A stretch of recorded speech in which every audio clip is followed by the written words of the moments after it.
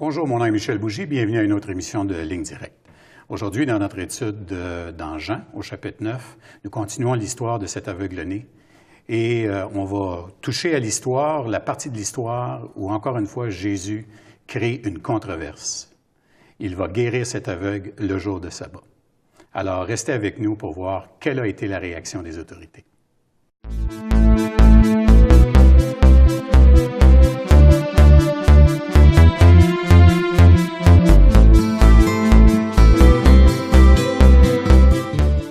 Bonjour, Pasteur Jeff. Bonjour, Michel. Ça va bien? Oui, toi aussi. Très bien, merci. Bon. Alors, on poursuit dans Jean aujourd'hui, au chapitre 9. Et puis, la dernière fois, on avait fini au verset 12. On va entreprendre le verset 13 aujourd'hui. Et avant de commencer, j'aimerais ça que tu pries pour les autorités. D'accord. Seigneur, puisque tu nous commandes de prier avant toute chose pour nos autorités afin qu'on mène une vie paisible et tranquille en toute piété devant toi, alors on te demande encore une fois de les bénir, de nous bénir par ces autorités, de mettre des bons conseillers auprès de ceux qui prennent les décisions et que tu puisses annuler le mauvais conseil, Seigneur Dieu. Merci encore une fois de nous accorder ta parole. S'il vous plaît, Saint-Esprit de Dieu, illumine les yeux de notre entendement afin qu'on puisse comprendre avec tous les autres le trésor que tu nous as donné en Jésus-Christ, cette œuvre que tu as accomplie pour nous. Fait qu'encore une fois, merci de nous bénir, de bénir nos auditeurs dans le précieux nom de Jésus. Amen. Amen. Alors donc, dans la première partie du chapitre 9, on a vu le début de l'histoire de cet aveugle-né que Jésus a guéri en lui mettant de la boue. Et tu rappelais comment il y a plus que juste donner la vue. Il y avait toute la recréation du système qui permet d'interpréter la lumière, qui permet de voir, en fait, parce que, puisque ça faisait... Aussi de comprendre ce qu'il voit. Comprendre ce qu'il voit. Il n'a pas été éduqué Mais non. Dans la lumière. Un arbre, c'est pas c'est quoi, là. Fait que comment on fait pour... oui, ça doit être une expérience absolument incroyable. Ça doit être spécial, pas mal. Alors, et puis là, ben, on a terminé en parlant un petit peu là, que Christ refait ça, et on a donné l'analogie avec le salut, puis tout ça. Et là, dans cette deuxième partie, on va continuer pour voir qu'est-ce qui va lui arriver à cet homme. Fait qu'on va lire du verset 13 jusqu'au verset 23. Alors, ils menèrent vers les pharisiens celui qui avait été aveugle. Or, c'était un jour de sabbat, que Jésus avait fait de la boue et lui avait ouvert les yeux. De nouveau, les pharisiens aussi lui demandèrent comment il avait pu recouvrer la vue. Et ils leur dirent, « Il a appliqué de la boue sur mes yeux, je me suis lavé et je vois. » Sur quoi quelques-uns des pharisiens disaient, « Cet homme ne vient pas de Dieu, car il n'observe pas le sabbat. » D'autres dirent, « Comment un homme pécheur peut-il faire de tels miracles? » Et il y eut division parmi eux. Ils dirent encore à l'aveugle, « Toi, que dis-tu de lui? Sur ce qu'il t'a ouvert les yeux. » Il répondit, « C'est un prophète. » Les Juifs ne crurent point qu'il eût été aveugle et qu'il eût recouvré la vue jusqu'à ce qu'ils eussent fait venir ses parents. Et ils les interrogèrent, disant, « Est-ce là votre fils, que vous dites être né aveugle? Comment donc voit-il maintenant? » Ses parents répondirent, « Nous savons que c'est notre fils et qu'il est né aveugle. Mais comment il voit maintenant, ou qui lui a ouvert les yeux, c'est ce que nous ne savons. Interrogez-le lui-même, il a de l'âge, et il parlera de ce qui le concerne. » Ses parents dirent cela parce qu'ils craignaient les Juifs, car les Juifs étaient déjà convenus que si quelqu'un reconnaissait Jésus pour le Christ, il serait exclu de la synagogue. C'est pourquoi ses parents dirent, « Il a de l'âge, interrogez-le lui-même. » C'est quand même assez intéressant de voir comment est-ce que Jésus trouve toujours le don de faire ces affaires-là le mauvais jour. Oui, c'est vrai qu'il provoque en réalité... Le but du Seigneur Jésus, c'est de nous montrer la vérité, nous sortir des mauvais concepts qu'on peut avoir à propos de Dieu, à propos du péché, à propos de la nature humaine, à propos de toutes choses. Et le jour du sabbat est un jour qu'on devait arrêter le travail et on devait finalement le sanctifier pour le Seigneur. En d'autres mots, c'était une journée, même pas qu'on allait à l'église. Nous autres, on en a fait une journée où on va à l'église, ainsi de suite. Donc, pour eux, ils n'allaient pas au temple la journée du sabbat, ils restaient chez eux.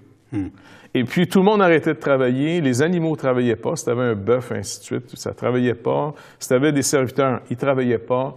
Maintenant, cette journée-là, c'était une journée où on avait préparé toujours la veille. parce que la journée commence toujours au coucher du soleil. Donc, la mère avait déjà préparé la nourriture pour ne pas faire de feu le lendemain, pour rien préparer. C'était une journée où Dieu voulait qu'on arrête, qu'on souffle un peu, là. Basé un petit peu sur le mode de la création. En 6 jours, Dieu a créé le monde. La 7e journée, il s'est reposé. Et l'homme, au fond, a été créé le 6e jour. Donc, sa première journée, quand il se réveille, c'est la 7e journée. C'est la journée du repos. Donc, tout ça est symbolique pour vraiment nous faire comprendre où Dieu veut nous amener. Bref, les gens, finalement, sont incapables d'obéir au Seigneur et ils vont transgresser sans arrêt en travaillant cette journée-là. Parce que, n'oublie pas, les autres nations autour n'avaient pas. C'est une alliance que Dieu avait faite avec Israël. Donc, les autres peuples autour n'avaient pas cette journée du repos. Ils pouvaient la faire s'ils voulaient. Mais ils n'avaient pas d'alliance avec Dieu. Donc, le Shabbat ou le sabbat était vraiment dans l'alliance de Moïse. Tu sais, ça devait être un temps. Parfait. Mais la journée du Shabbat, pendant que le Juif se reposait chez lui, le commerce roule, les autres autour vendent leurs marchandises. Lui, il perd une journée de travail. C'est un peu comme la stupidité qu'on a aujourd'hui d'ouvrir le magasin 7 jours par semaine. Avant, on faisait justement ce principe-là du 6 jours. Et puis normalement, même le samedi, ça finissait plus tôt, vers 5 heures. Et les gens avaient le samedi pour se reposer. Et le dimanche était une journée finalement qu'on allait à l'église. Et puis en tant que société, on se retrouvait souvent en famille. Et ça fortifie les liens familiaux. Aujourd'hui, il y a des congés, mais ils sont... assez de rassembler toute la famille en même temps aujourd'hui, c'est un exploit, mon ami, incroyable. Donc, on ne s'est pas rendu la vie plus facile. Non. Et puis, quand tu as 100 pièces à dépenser, tu le dépenses en 6 jours ou en 7 jours. 100 pièces, c'est 100 pièces. Bref, ça, c'est une autre histoire. Mais tout ça, le Seigneur fait exprès de faire ses œuvres cette journée-là. Et n'oublie pas, les Juifs étaient partis en déportation à Babylone parce qu'ils n'avaient pas respecté ni le Shabbat hebdomadaire, ni le sabbat de la terre à chaque 7 ans, ni le jubilé qui était de relancer les dettes à tout le monde pour dire c'est fini, tout le monde retourne chez lui sans dette à chaque jubilé qui était au fond la 40e, 9e. Toutes des 7, 7, 7. Maintenant, ici, le Seigneur leur montre, 1, la raison du repos. 2, qui est le maître du sabbat? Qui est le patron du sabbat? Et Jésus, en faisant des œuvres la journée du sabbat, il montre qu'il est associé à Dieu parce que les Juifs avaient compris qu'il se demandait est-ce que Dieu lui-même se repose la journée du Shabbat? Est-ce qu'il arrête toute activité? C'était le but, c'est la cessation, tu vas chômer cette journée-là. Est-ce que Dieu chôme la journée du Shabbat? Et ils sont aperçus que non, Dieu ne peut pas arrêter parce qu'il soutient toute chose. Sa providence continue à agir pareil. Donc Dieu est au-dessus du Shabbat qu'il a donné. Et quand Jésus fait ses miracles de la part du Père, de ce Dieu qui n'arrête pas, lui, et qu'il les fait les jours du sabbat, c'est pour montrer qui il est. Son origine, son autorité. Le Fils de l'homme est maître du sabbat. Et il a rappelé aussi à l'homme, en passant, Dieu vous a donné cette journée pour vous. Il ne vous a pas fait vous pour la journée, c'est cette journée-là, elle a été faite pour vous. Vous devez entrer dans le repos. Vous n'êtes pas dans le repos, en d'autres mots. Et tant qu'une personne n'a pas trouvé Jésus-Christ, qui lui dit « Tout est accompli, tout est fini, j'ai fait tout le travail », pour nous les humains, les gens qui soient athées, semi-croyants, ce qu'on appelle les agnostiques, là, ils en ont juste assez pour dire « Moi, je jouer des deux bords, safe. Mais je vis comme s'il n'y avait pas de Dieu, mais je n'oserais pas le dire parce que je vais m'arranger avec lui quand je vais le voir. » Et d'autres qui sont des religieux, à toutes sortes de religions qu'on peut avoir, tant qu'on n'a pas trouvé Jésus-Christ, on n'est pas entré dans le vrai repos. Tu comprends? Une vie réussie, c'est quoi? Une vie qui a atteint son but, c'est une vie qui vient de rencontrer Jésus-Christ. Et Jésus-Christ, mort, ressuscité pour lui, comme on avait dit dans l'émission précédente. Donc ici, il fait encore exprès de les provoquer cette fameuse journée-là. Et en passant, à l'époque du Seigneur, étant revenus de Babylone, parce qu'ils avaient été en déportation pendant 70 ans à Babylone. Et ils étaient revenus depuis quelques centaines d'années. Mais à partir de ce moment-là, plus d'idoles dans le pays, et puis on observe le sabbat. Puis les pharisiens veillaient au grain pour que la population marche. On ne veut pas retourner à Babylone. Exactement. Donc, jusqu'à un certain point, eux, on pourrait dire, c'est les protecteurs de l'orthodoxie. C'est ceux qui veillent à dire, écoutez, les gars, c'est pas un jeu, là, c'est sérieux. Dieu, ce qu'il nous demande, c'est très sérieux. Fait que c'était un peu l'orthodoxie. C'était comme la conscience d'Israël, les pharisiens.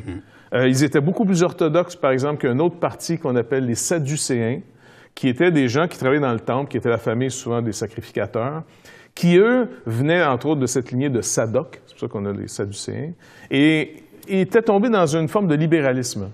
Ils croyaient aux écrits de Moïse, mais ils ne croyaient pas, par exemple, aux écrits des prophètes comme étant inspirés. Okay. C'est des gens qui vivaient très bien de l'activité du temple, étaient très riches, très prospères. C'est eux qui avaient fait aussi les ententes avec Rome, pour voir est-ce qu'on négocie des paix, puis un genre de traité qui fait qu'Israël avait beaucoup plus de privilèges parmi les nations conquises que, par exemple, le Liban ou d'autres. Ils avaient souvent été exempts de l'armée parce qu'ils faisaient le Shabbat. Ils arrêtaient une journée par semaine. Donc, guerre, pas guerre, ils arrêtaient, eux autres.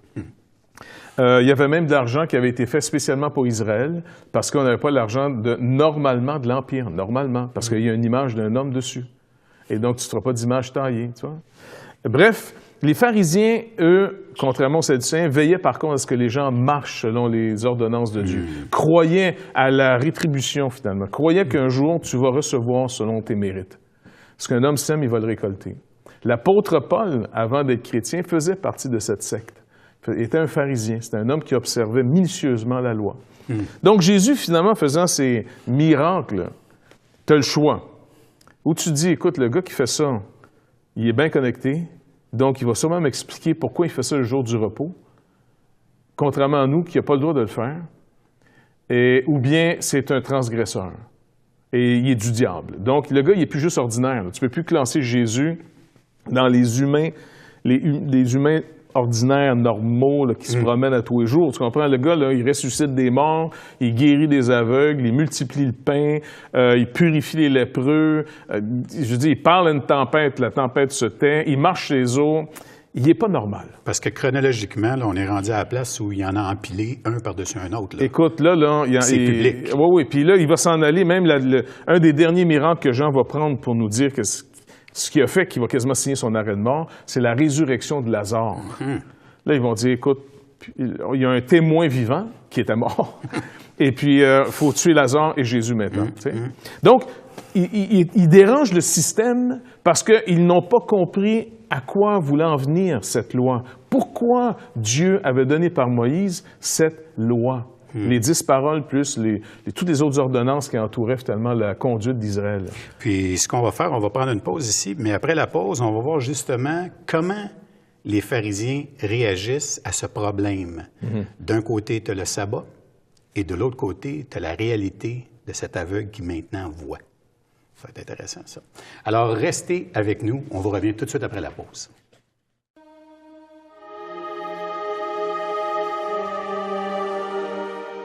Touchrétien.tv va être une ouverture, un outil qui va nous dépasser. Et tous les espoirs sont permis. Touchrétien.com est donc là pour rester et grandir. Ce grand portail constitue en lui-même une plateforme unique d'études et d'échanges entre les chrétiens du Canada francophone et de la francophonie tout entière. Touchrétien.com, un vecteur d'évangélisation unique au service de l'Église de Jésus-Christ. Pour les gens qui ont envie de vivre une relation avec Jésus-Christ, je crois que là, ils vont trouver quelque chose qui ressemble à leur temps et qui répond à des besoins de tous les membres de leur famille. Alors, nous sommes de retour avec Pasteur Jeff, et puis avant la pause, on s'est laissé un peu sur cette idée. Les pharisiens sont pris avec un problème. Là. Il y a l'idée de respecter le sabbat. Et d'un autre côté, il y a la réalité de cet aveugle qui maintenant voit. Donc, ils sont pris, on pourrait quasiment dire, devant de respecter ce qu'ils comprennent de cette alliance que Dieu a faite avec eux, avec Israël, par ce fameux jour du repos, qui était, en passant, de ne pas l'avoir respecté, était une conséquence du châtiment que la nation entière avait subi au temps, on pense à Daniel, Ézéchiel, ainsi de suite. Là. Donc, ils étaient partis en déportation dans la région de Babylone. Et lorsque le Seigneur les a ramenés dans le pays, qui était encore qu'une minorité qui était revenue avec Néhémie, Esdras, ils avaient commencé à rebâtir le pays, le temple. Mais ils étaient même toujours en train de se demander, mais comment on peut se mettre à l'abri de ce Dieu? Parce que la loi est rétributive. Tu vas recevoir un mérite. Tu comprends? Si tu fais bien, tu vas recevoir en fonction du bien que tu as fait. Si tu fais mal, tu vas recevoir en fonction du mal que tu as fait. Et donc, pour eux, c'était, écoute, ça a l'air que Dieu, quand il avertit, c'est sérieux. Donc, il le faisait avec une orthodoxie minutieuse. Et c'est intéressant de voir que Jésus n'a pas remis en question souvent leur interprétation des Écritures. Il ne remettra pas en question, par exemple, leur croyance sur la résurrection. Au contraire. Il ne remettra pas non plus en question l'observation de la loi. Il remet en question, par contre, leur compréhension qu'ils avaient eux-mêmes de l'orthodoxie. En d'autres mots, il va souvent être dur avec les pharisiens parce qu'ils sont plus proches de la vérité que, par exemple, les Sadducéens. On s'est rappelé que les Sadducéens, c'était des gens qui avaient une théologie un peu boiteuse. Entre autres sur le monde des anges, ils ne croyaient pas non plus à la résurrection. Donc, il s'était fait une idée, à la limite, un peu plus païenne, une forme de dualisme quasiment, tu vois. Bref, ils ne pensent pas trop de temps que les Sadducéens, même souvent, ils les retournent assez vite en disant, écoutez, vous ne comprenez ni la puissance de Dieu, ni les Écritures. Puis, il n'y a pas eu de grosse discussion avec eux autres. Par contre, il est souvent sur le cas des pharisiens. Ouais. On dirait qu'ils n'arrêtent pas, qu'ils aiment bien, châtient bien. Ils étaient tellement prêts, leur interprétation était bonne, sauf qu'ils ne comprenaient pas eux-mêmes ce qu'ils disaient. Ils ne comprenaient pas le ministère de la loi. Ils ne comprenaient pas, finalement, les Écritures qu'ils protégeaient. Parce qu'entre ce que ces gars-là pouvaient comprendre, entre guillemets, de l'orthodoxie et vivre, il y avait un écart. Jésus dit, vous êtes comme des murailles blanchies. Tu sais, on cache le côté souillé d'une muraille avec de la chaux.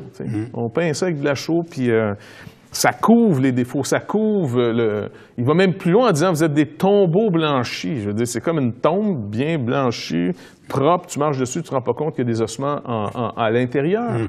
Et donc, quand tu passais sur une tombe en passant, tu devenais cérémoniellement impur.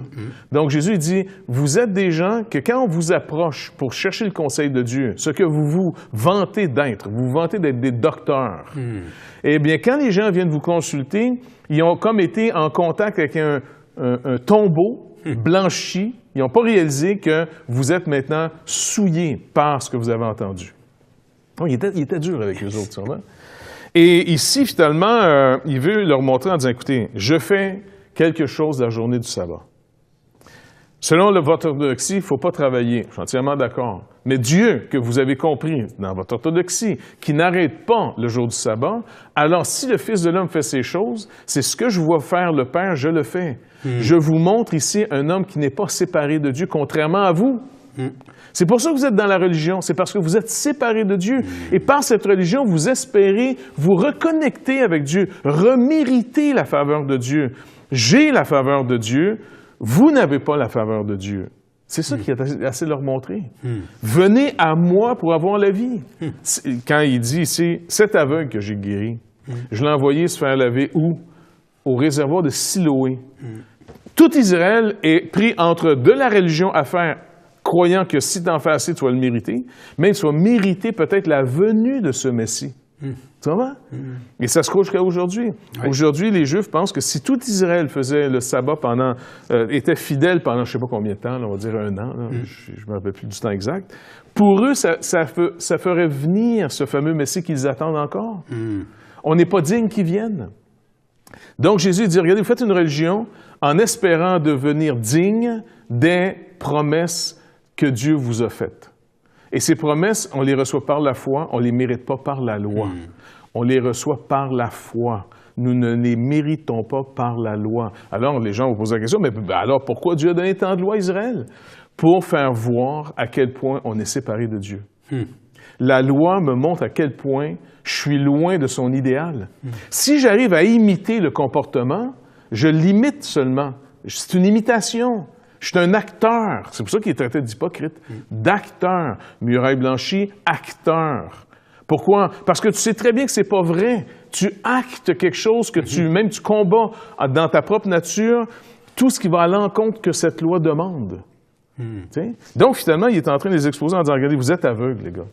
Vous êtes aveugle. Vous êtes séparés de la lumière de Dieu. Vous n'avez pas compris que depuis le jardin, depuis le temps où vous avez mangé l'arbre de la connaissance du bien et du mal, toute l'humanité a été séparée de la lumière de Dieu. On est tous devenus aveugles à la lumière que Dieu met sur les choses. Nous ne vivons plus de ce qu'il dit.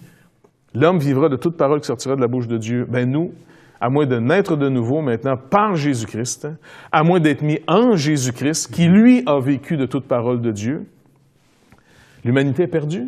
Peu importe la religion qu'on fait. Les hommes ne seront pas pesés dans une balance pour savoir, as-tu assez de bonhommes pour rentrer ici qui compensent pour les mauvaises? Il dit, écoute, il arrive, la question est intéressante, il est aveugle à cause de qui, ce gars-là? C'est-tu à cause de ses péchés ou ceux de ses parents? Et j'ai dit, non, ça n'a rien à voir avec les péchés personnels. Tu sais, un enfant peut mourir en bas âge. Il n'est pas mort à cause de ses péchés pluriels. Il est mort à cause du péché. On est conçu mortel parce qu'on est conçu dans l'iniquité, dans le péché initial, ce que saint Augustin appelle la faute originelle, le péché originel. On est pris là-dedans. C'est comme si on est né dans le mauvais pays. Tu sais, je veux dire, ton pays est en guerre contre un autre pays. Je sais pas moi, pense, je sais pas, une guerre, là, t'es dans le pays A qui est en guerre avec le pays B. Puis là, toi, tu viens de naître là, dans le pays A qui est en guerre contre le pays B. Et puis le pays B est plus gros que le pays A. Je veux dire, ton seul péché, toi, là, c'est que tu n'es pas né à la bonne place. Il y a des gens aujourd'hui qui naissent dans des pays là, que la grâce commune est tellement pauvre, est tellement faible, il y a tellement d'injustice, il y a tellement de... Et puis nous, on est nés dans un pays qu'on a beaucoup de prospérité, on est bien, on a une liberté que le gouvernement essaie de nous enlever sans arrêt, mais c'est pas grave, on l'a pareil. Et puis là, tu dis, c'est qu'est-ce que j'ai fait pour mériter d'être Canadien? Rien. Rien. T'es rien que né ici. Et puis, je veux dire, t'es né, tu t'es même pas mis au monde. T'as été conçu ici. Donc, nous, là, si on prend la même illustration, on a été conçus dans un pays et on est devenu on est né citoyen d'un pays en guerre contre Dieu. Ouais. Et quand Christ vient, il vient comme ambassadeur de la part du Père, du royaume de Dieu. Il vient vers nous en disant, le Père vous offre la paix. Et ils vont la refuser. Mais on peut voir que ça cause quand même des dissensions. C'est ça qui est intéressant, c'est qu'il y en a qui disent, attends, là, tu sais, si un pécheur, peux-tu faire des miracles? Parce que, tu sais, un pécheur, Dieu lui donne rien. C'est ça. Donc, comment se fait que lui, il réussit à faire ça? Fait que déjà là, on voit un peu la bataille qui se passe, là, tu sais, puis il faut trouver une solution. Et ça, c'est important ce que tu viens de dire, parce que leur tension, elle divise le groupe. Oui. Certains vont dire, attends, un pécheur, comme tu dis, peut-il faire de tels miracles? Comme Nicodème avait dit plus tôt, là, quand il était venu voir Jésus de nuit, puis il fait partie de ce groupe des pharisiens. Il est probablement là. Il est peut-être dans le groupe, exactement. Ouais. Et là, il dit, écoutez, les gars, on reconnaît une chose, que Dieu doit être avec lui, parce que personne ne peut faire ce qu'il fait à moins que Dieu soit avec lui. Et donc, on dit, non, ça ne peut pas être de Dieu parce qu'il n'observe pas le jour du repos. La loi est plus importante que le signe que je vois. C'est ça. Tu comprends? Donc, plutôt que de dire, écoute, c'est peut-être moi qui comprends mal le but de la loi. Peut-être que je comprends mal le but du jour du repos. Jusqu'à aujourd'hui, il y a des gens, même des chrétiens, qui font le Shabbat, qui font le sabbat, et puis ils sont ceux qui sont mieux de le faire eux, ils sont mieux que ceux qui ne le font pas, et ils ne réalisent pas que puisqu'ils sont en train de faire quelque chose, et ce quelque chose qu'ils font les rend mieux, ils sont en train finalement de dire, c'est pas Christ que j'ai besoin, c'est de la force pour faire mieux. Ils sont exactement dans la même situation. Même chose. Quelqu'un est bien libre de faire sa journée de repos s'il veut. Mais s'il n'a pas compris la vraie journée du repos, le vrai repos, comme il est marqué dans l'Épître aux Hébreux, chapitre 4, la personne est en train de le faire. Regarde, c'est quand même fou, là. Je travaille à me reposer. Je fais une œuvre de faire la journée du repos. Oui. Dieu va dire, tu n'es pas en contradiction, mon pauvre Pete. Tu comprends? Oui. Et donc, ils ne comprennent pas. Donc, ils sont divisés. Oui. Puis ils disent, mais attends, si Dieu est en train de faire quelque chose avec quelqu'un, qu'est-ce que je dois comprendre? Oui. Dieu est vraiment avec lui, alors peut-être j'irai à lui pour qu'il m'explique, car c'est lui qui explique le Père, c'est lui qui explique la loi, c'est lui qui explique tout, de la raison d'être de ma création, de mon existence. Tout a été fait par lui et pour lui. Et si cet aveugle avait l'avantage d'une chose, c'est qu'il était pauvre. Il était pauvre de vue. Lui, il savait qu'il ne voyait rien. Le problème avec eux autres, on va le voir plus tard, eux, ils pensent qu'ils voyaient. Mais malheureusement, c'est parce qu'ils voient que leur péché demeure. Puis, ce qui est vraiment intéressant aussi, c'est que vu qu'il cherche à trouver une solution, bon, on va faire venir ses parents. Fait que, on tombe dans la procédure. Là, on va attendre, là, on va vérifier des choses, on va valider les choses. Puis là, ils vont faire venir les parents. Puis là, ça soulève vraiment l'importance de la loi. Les parents ne veulent pas se mettre en séparation avec l'interprétation de la loi. Les parents s'en mêlent pas, ils disent rien, ils font juste dire, regarde, il est assez vieux, arrangez-vous avec. Puis c'est comme ça, tu sais. On va s'arrêter ici pour l'émission, et puis à la prochaine émission, ce qu'on va faire, c'est qu'on va finir le chapitre 9, puis ça va être intéressant parce que là, on va voir qu'est-ce que la parole de Christ a produit dans l'homme. Cet aveugle qui a fait exactement ce que Christ lui a dit de faire, qui a marché par la foi dans la parole de Jésus-Christ. Et on va voir ce que ça produit. Puis ça va être vraiment intéressant parce que pour un gars qui est pauvre, le gars se révèle être assez fort. Ah oui. Alors, merci d'avoir été avec nous pour cette émission de Ligne Directe.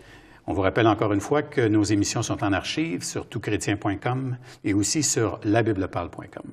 Merci d'avoir été avec nous. À la prochaine.